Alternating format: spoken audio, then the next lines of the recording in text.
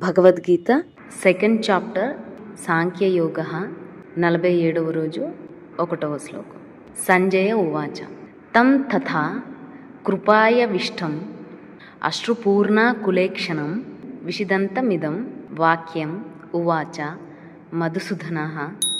తం తథా కృపయా అవిష్టం అశ్రుపూర్ణాకులేక్షణం విషిదంతం ఇదం వాక్యం ఉవాచ మధుసూదనః.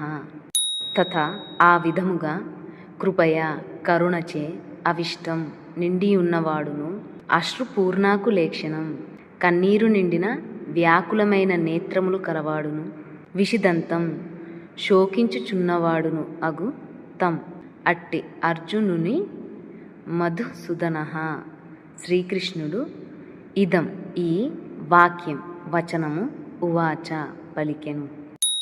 సంజయుడు పలికెను. ఈ విధముగా కరుణాపూరిత హృదయుడైన కనులలో అశ్రువులు నిండియున్న అర్జునునితో శ్రీకృష్ణ భగవానుడు ఇట్లనెను.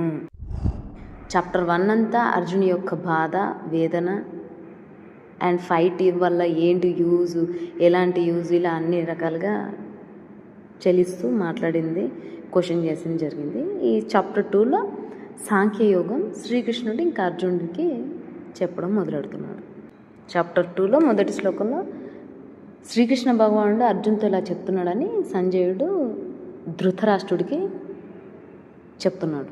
Sanjaya said, "Thus spoke Lord Krishna to Arjuna, whose eyes were filled with tears and whose heart was filled with compassion."